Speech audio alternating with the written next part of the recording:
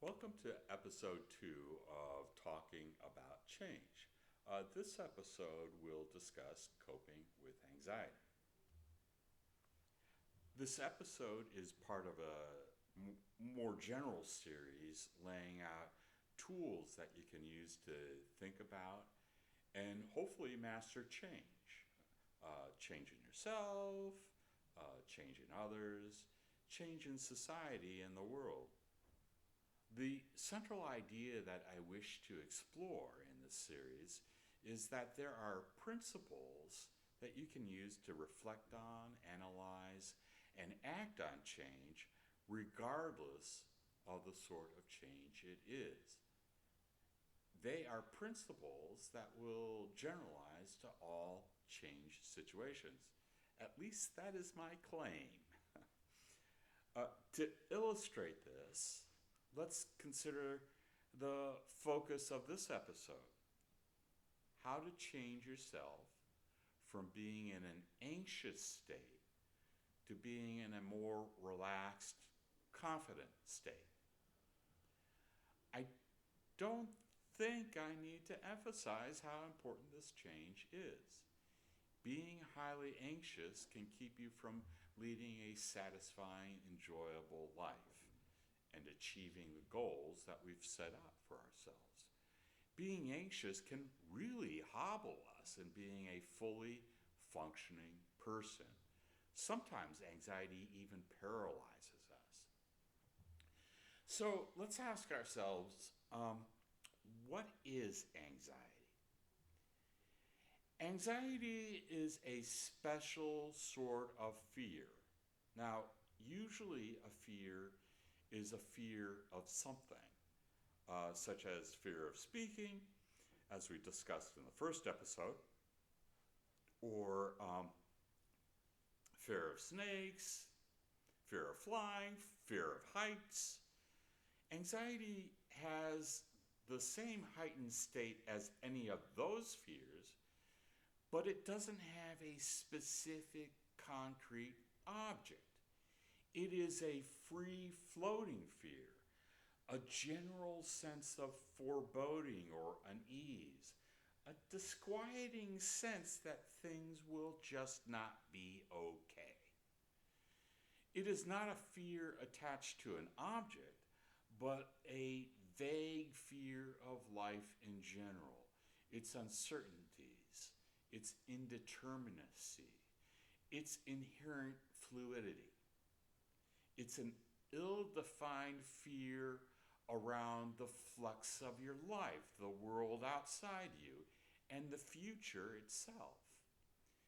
And therein lies the key to coping with anxiety.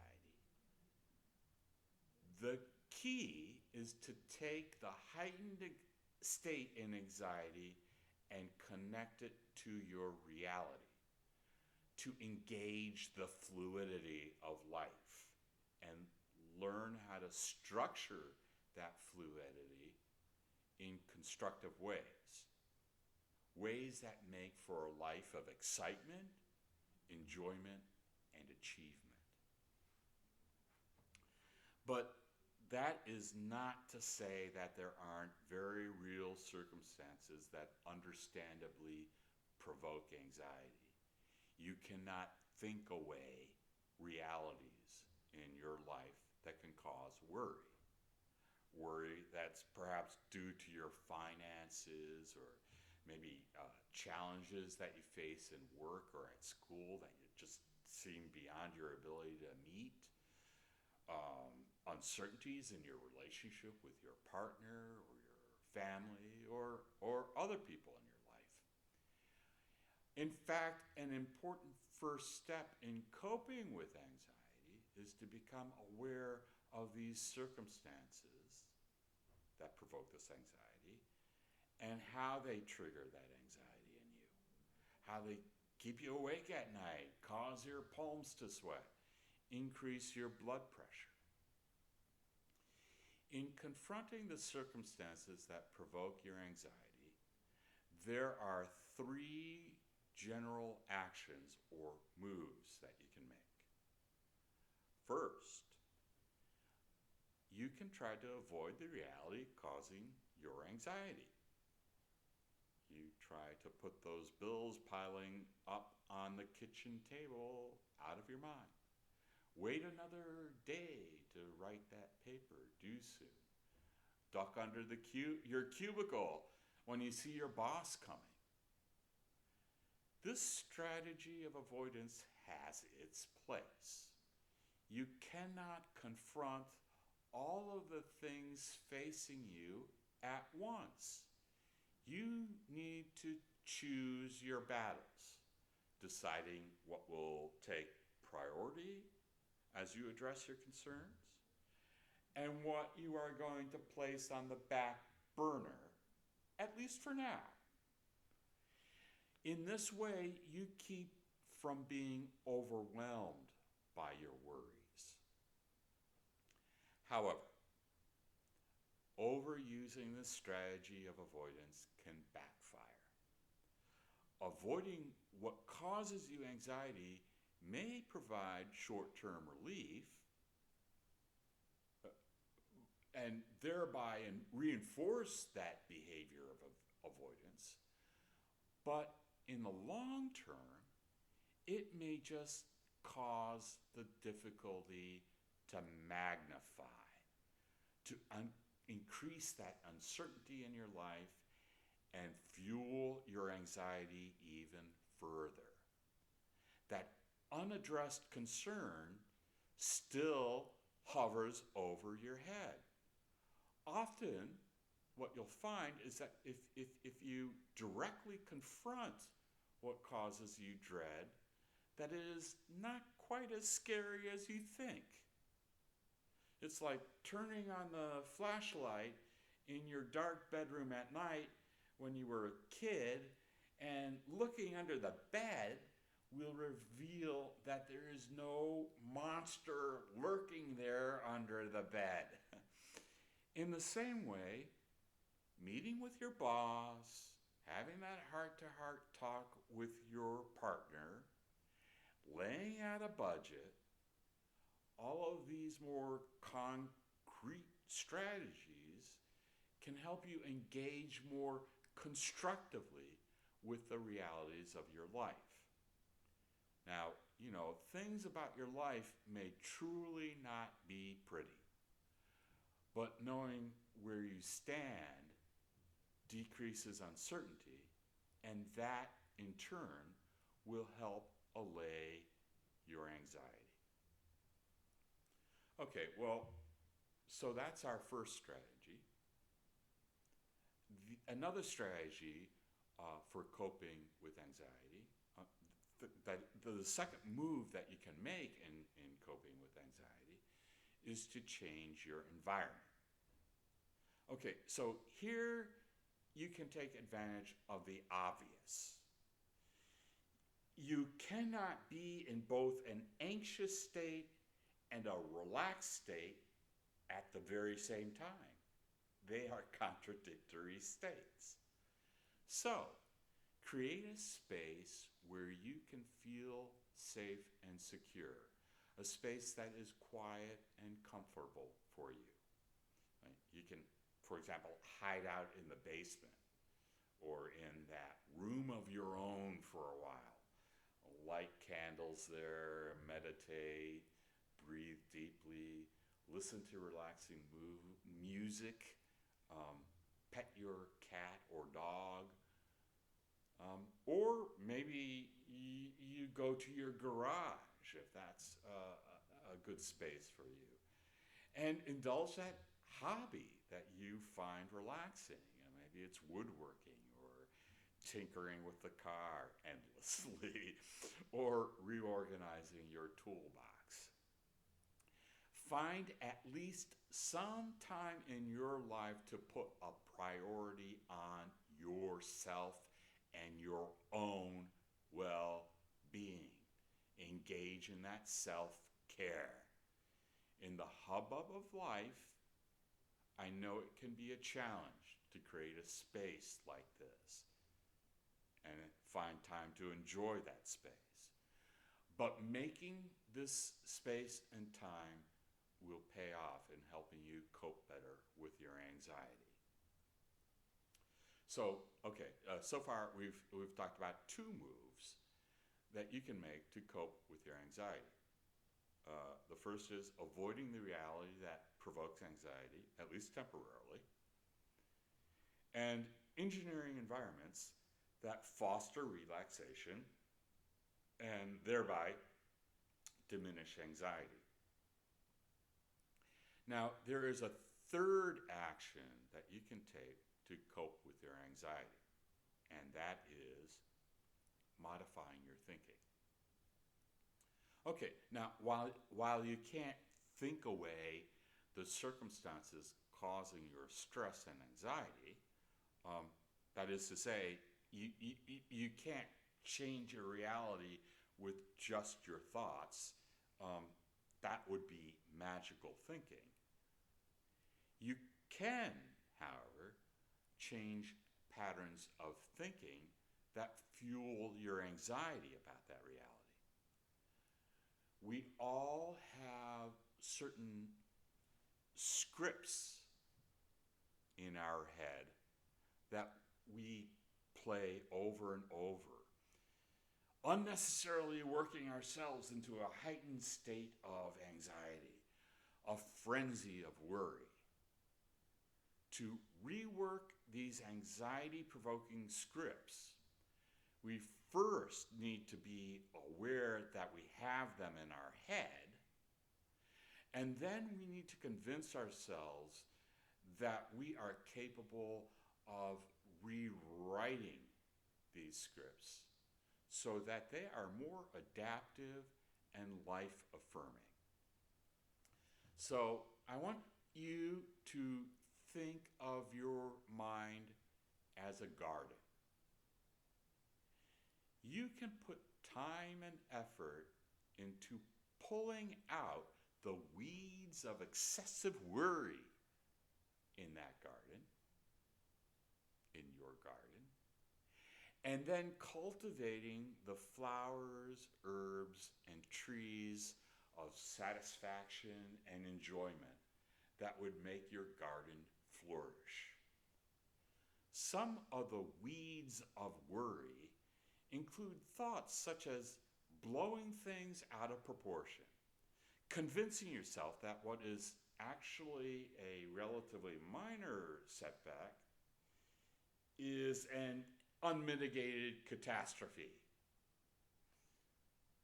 Or you might convince yourself that the minor disagreement that you had with your neighbor means that your neighbor really hates you. But actually it might just mean that he had an argument with his wife this morning, and that the bad feeling from that is now spilling out into his negative interaction with you. Or you may convince yourself that you'll never succeed in your job because your most recent performance review pointed out things that you could improve on.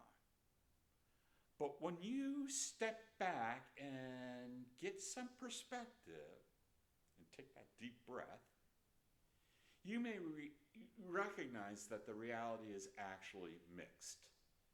Some things you've done well in your job, and maybe there are only 2 things out of perhaps 8 things that you need to and can work on successfully. So, to summarize, these are those are some of the examples of thinking patterns that you'll want to rework to reduce anxiety. You may think in very black and white or all or nothing terms. You may catastrophize, blowing everything out of proportion. You may assume that people are thinking negative things about you when you can't really presume to read minds. You may take things personally when you don't need to. Or you may always assume the worst will occur. These are some of the scripts that we play over and over in our minds. Weeds of worry that we can pull out of the garden of our mind. These thoughts are called automatic negative thoughts, or sometimes they're just called ants, A-N-T-S. And there are a lot of resources on the internet to help you address them, such as worksheets that prompt you to identify your negative thought patterns and then rework those thoughts to be more measured, reality-based, and adaptive. And if you go Google automatic negative thoughts or ants, and you look at some of the images that come up, you'll find some of these worksheets that you can use on these negative thoughts and helping you identify them, and then work on rewriting the scripts behind those negative thoughts.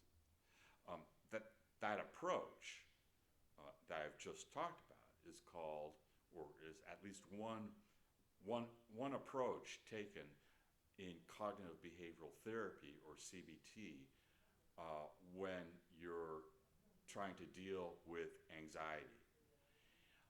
If you find anxiety is really hurting your life and you need more help in coping with it, you'll want to work with a therapist. They will help you in identifying these negative thought patterns and assist you in weeding them out. As I said before, anxiety is a heightened state of generalized worry. If you seem wired right now to stay in this state in a way that impairs your ability to function in life, well, then you may also want to seek medical advice to determine if you would benefit from medication to control that anxiety. Such medical treatment in combination with therapy like CBT can be very effective in addressing especially distressing, debilitating, and sustained anxiety. Life can take a very satisfying form if you learn to engage the circumstances of your life productively, and focus on those circumstances that are manageable or could be made to be manageable. Taking on concerns one at a time. And you can also engineer environments that are more relaxing and less likely to trigger anxiety.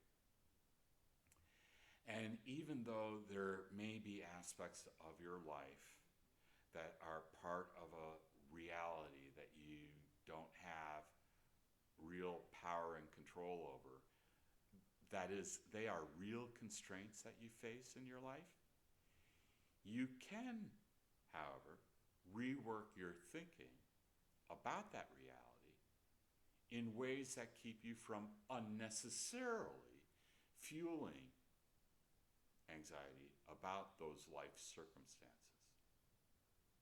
So, those are the 3 strategies for coping with anxiety. Prioritize the concerns that you most need to address. Engineer environments that foster relaxation. Create those spaces for self-care. 3, rework negative thought patterns so that they are more realistic and constructive. These strategies can help you move toward engaging the here and now of your current reality fully and productively. And that is the ultimate aim of coping effectively with your anxiety. To engage the dynamism of life around you and within you. That means connecting with the ground of your own being, cultivating a rich inner life, that garden of your mind, and also balancing engagement in the outside world with time to disengage, relax, and rejuvenate, honoring that organic ebb and flow of life. It also means connecting with others in meaningful and sustained ways, as well as connecting your efforts in life to your larger purpose, and having that larger purpose, and attaching yourself to goals of great value to you, and making sure that you're prioritizing what you do in your life on achieving those goals. All of these steps will animate you as you move toward a purpose-filled and enjoyable life. And that is certainly a change we all desire.